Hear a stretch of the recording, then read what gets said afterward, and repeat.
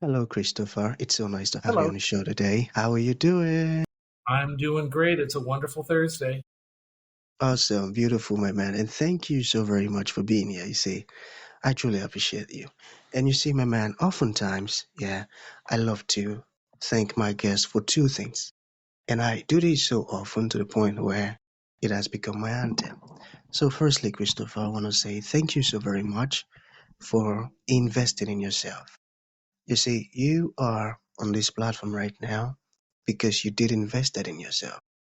And oftentimes, my man, I love to make reference to the amazing mango tree. You see, some couple of months back, I was on a particular road, and just by the roadside, Christopher, there was this very tall, unattractive mango tree.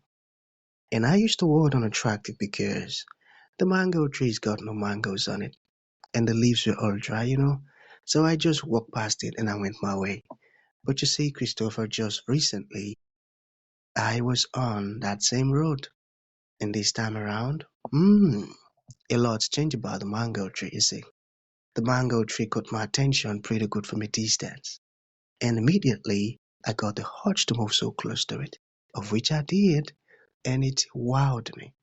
Because now the mango tree's got a lot of mangoes on it, beautiful green leaves and healthy branches, and not just mangoes now, Christopher. I'm talking about ripe mangoes. It was such a lovely experience that day. I was so excited. Here is my point. The fact that you dedicated your time, energy, and resources to becoming the amazing Christopher that you are today, that alone has made it impossible for me to skip you.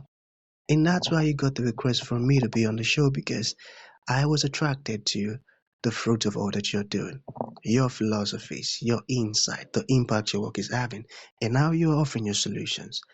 Those are beautiful. And just before I sent you that request, my man, I said to myself, I've got to benefit from these beautiful things Christopher is doing, and not only me now because I don't want to be selfish, and even with the audience. And here we had a day with the incredible Christopher. So thank you so very much for doing that yourself. And secondly, my man, Oh, thank you very much. secondly, thank you for saying yes to the invite because if you had said nope, there was nothing Elisha could do about it. So thank you so very much. I appreciate it. Thank you so much for reaching out. Awesome, my man. Beautiful. So let's get started. You see, I am quite excited to have you on the show today for some reasons. Firstly, my interest in knowledge seeking. I believe in order for one to transition from a terrible situation to that of a beautiful one, Christopher, I believe it takes the application of knowledge, quality information. And you see, my man, ever since I discovered that light in the Hebrew means knowledge, in darkness ignorance. I've been so keen to knowledge seeking. Why? Because I do not want to remain in the dark. So that's going to make our conversation today very important to me and even to the listeners. And the second reason why I'm excited to have the incredible Christopher on the show is for the sake of the audience. You see, my man, we live in an age where information is as abundant as grains of sand. We've got a lot of information flying out there. So these folks trust me for quality, eye-opening, and very important information, of which I am totally convinced, my man, that our conversation is going to be insightful and impactful. So for that reason, Christopher, let's get started with your introduction. Talk to us about your personal or your professional journey, because right now we are so curious. We want to know how Christopher got here. Then afterwards, I've gotten some beautiful questions for you. Okay, Sure. Christopher, over to you. My name is Christopher W. Quigley, and I am the Executive Director and Creative Director of a national nonprofit arts organization in Canada called Alchemia Art Workshop. And right now we are working on our inaugural project called Transformation of Dangerous Spaces. How I got here started in 2023. That's actually where my life began, is on April 25th, 2023, or where my new life began was on April 25th, 2023. And I had suffered, and I have survived two near fatal strokes. And that profoundly changed who I was as a human being. It profoundly changed me as a man. And it profoundly changed how I wanted to use my voice because I didn't lose it. I didn't lose my faculties. I didn't lose the use of my body or my hands. I didn't lose anything, which I always call, I call that what I lost in the fire. April 25th, I had a massive stroke, and then I had a much smaller one after that, but both just about took me out. And because I didn't lose my voice, I wasn't left in a nursing home. I wasn't left in a wheelchair. I was not dead. I decided that I had to use what life was left in me and what time I had left to do good. My life up until then, I had done very well. I had done very well. I'd been working in corporate world, in the design world most of my career, and I did very well. But I didn't do a lot of good. And the stroke rewired my brain and made me far more compassionate, more empathetic, far more in touch with my emotions and what is right and wrong. And I created an art piece that was based on and that was inspired by a death in my little community. I live in a small town of about 1,000 people. And I had moved here from New York City. I'd been living in Manhattan for about 10 years. So I moved from a megalopolis city to a little tiny community of about 1,000 people. And we had a woman, her name was Elaine Mosher. And Elaine Mosher was killed by her partner in an intimate partner violence experience. And from that, I was propelled into doing something good and making something because I needed to be involved somehow. I had to do something that helped end this because intimate partner violence and gender-based violence is something that men created, and we have to fix it. And so after Elaine's death, I had reached out to a couple of frontline workers and to a transition house to somehow be involved. And what transpired was a very wonderful relationship with a woman named Kellyanne Hamshaw, who's the executive director of a transition services facility here in Nova Scotia. And we kind of ended up just chatting and having this very long discussion that we call our waiting for Godot moment. And she asked me if I would be interested in developing an educational art piece that confronted men and gender-based violence and intimate partner violence. And I said, yes, without hesitation. I was like, yes, that's what I want to do. And so I went and spoke with policymakers and politicians and frontline workers and anybody that would listen to me and that would teach me, because I was a vessel. I needed to be taught. I am constantly in education. And these people told me what their stories were and what mine were. And I used my own experience. And I developed this national public art initiative called Transformation of Dangerous Spaces, which is a traveling art exhibit, which will go across Canada and hopefully throughout the US and confront men with the realities of gender-based violence and intimate partner violence, and how this isn't a women's issue, that it's a men's issue.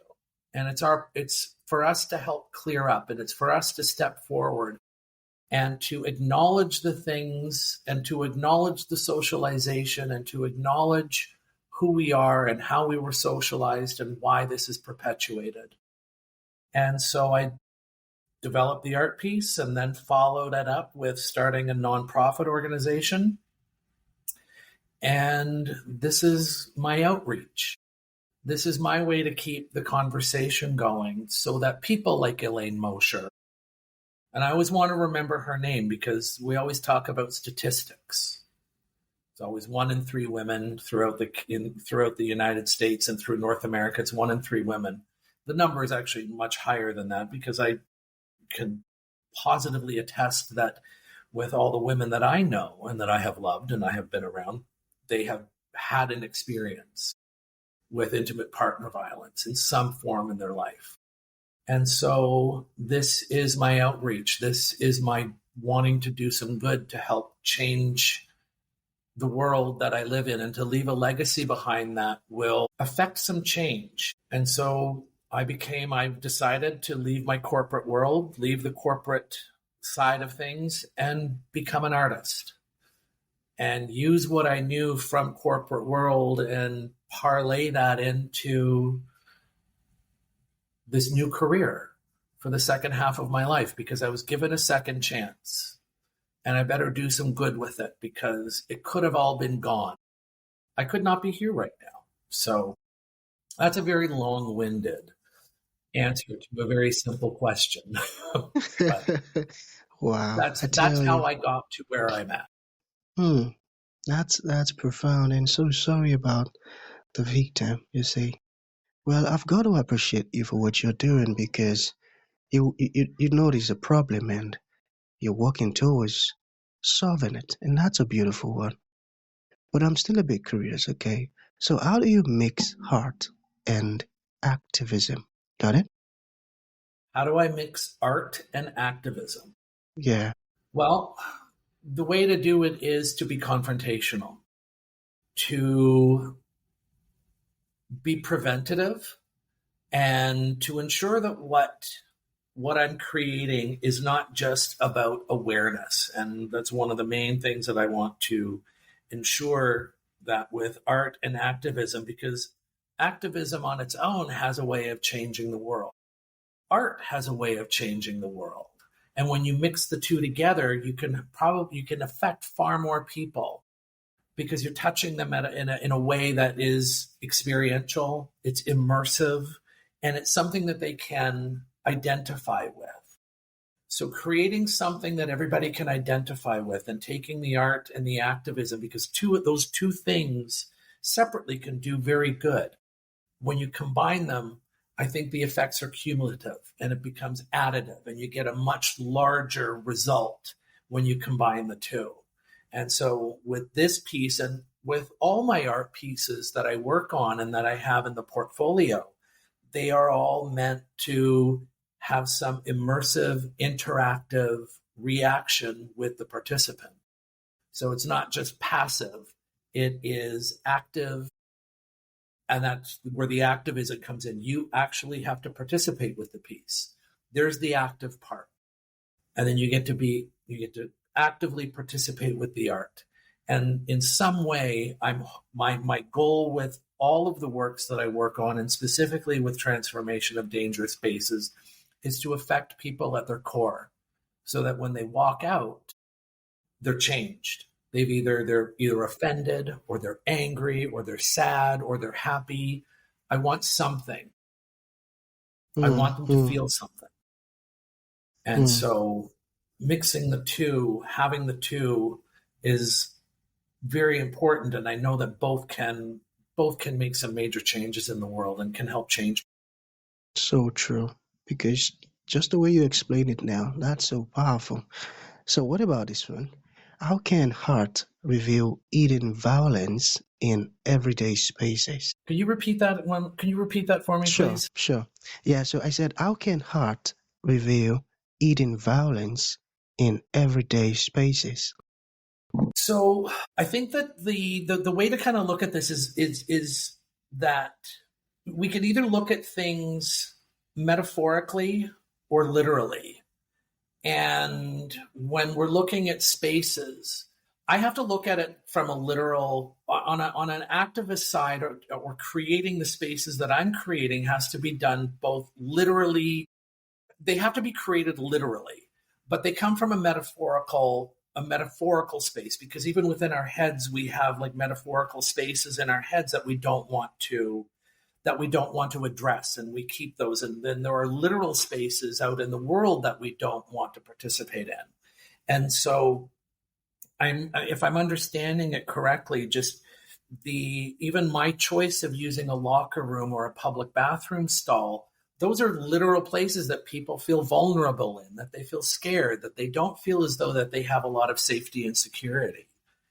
and bringing that out as a literal space that is, has some fear for people is a reality. But the metaphorical side of it is that, these are just spaces in our heads that we carry, and we carry that weight around with us, and we carry that weight of trauma with us. And that, I think that is why, that is my answer to that question. I'm fairly, Got it. Got it. I'm trying to balance out the metaphorical and the literal with spaces, and how you bring that forward. Forward. Sometimes it just has to be point blank, frank, Mm. and explicit, and Mm. not implicit. Wow. Wow. Got that. So we have two more to go. Okay. So what does leading from the margins mean to you? Got it? Leading from the Margins. margins. Yeah. Oof. Wow. Okay. Leading from the margins. I think I need a bit more context about how to answer that. I'm not entirely sure of the context of the question. Like, am I on the margins right now? Like, as a new artist, I'm coming into this as a bit of an interloper. Leading from the margins, I would kind of look at this as being like, I need to be educated. I have to be constantly learning. I'm not an expert, Mm. so I have to Mm. be approaching this with curiosity. So if you're coming in from the outside, like I haven't been a frontline worker. I haven't been a policymaker. I am an artist. And coming from the outside, or coming from the margins of this entire milieu of organizations and trusted intermediaries that have been involved in this type of work for many, many years, I have to approach these things with a genuine sense of curiosity. I can't come in as a man barreling through going, this is what I believe we need to do, and being like very forceful. I have to be approaching this with both eyes and seeing things from multiple perspectives, not just the one that I grew up with. And that was instilled in me as a boy and as a young man, because we're all told a certain thing, as all men are, whether or not we're Black, we're white, we're Asian, that we still have a level of we're just told we get to have whatever we want. And so coming from the outside on something, I have to approach it with genuine curiosity and with this thirst for knowledge that I have to be taught. I need to learn and unlearn things. Approaching from a place of curiosity. I got that. So what is the next for Alchemia? Where is Well, Alchemia right headed in the nearest now, future? Alchemia, right now we are in the civic outreach. So we are traveling across Canada and the US, and we are introducing this to city councils and municipal town councils and organizations to gain their support for the project. We will be manufacturing the piece in late 2026, and then it will be on the road for about 2 years. We have a portfolio of work that we're working on, everything from theater pieces to sculpture work to conceptual pieces that will all be part of the Alchemia body of work, which focuses on entropy and change and time, and how we approach each piece. I don't know which one's going to be the next one after transformation, but there's a good probably 20 years worth of work ahead of us of different things that are meant to help break down some things that we're all afraid to talk about. Whether or not it's intimate partner violence, whether or not it's death, whether it's time and entropy and our own decay. All these things are difficult conversations that we want to, as an arts organization, bring forward. We want to talk about the hard things. We want to make those things easier to talk about and talk about them very frankly. And one of the things that was brought to me from a very wise person He's an ASL, or an American Sign Language interpreter. And within that language, which is its own language in its own right, is that everything is very explicit. There is no implicitness to ASL. So you always have to take the implicit and make it explicit so that it's conveyed. There is no implicity. So with the work that I create, I want it to be as explicit as possible. There is nothing implied. It is all Awesome. explicit. So I've taken this idea, this kernel of taking language like sign language and taking the implicit and making it explicit. There is no gray area. Mm. It's much the same. Our organization, and we have a remarkable board of directors that have a tremendous amount of experience, not only in the art world, but also with federal politics and international politics, from civic leaders to people that were city councilors in London, England. I have a remarkable board of directors that are there to help see all of this work get produced. But they are there because they believe in what the message is. And the message is about societal change and breaking down the things that we've been taught, that we think that we have to hold on to, but really we should be shedding.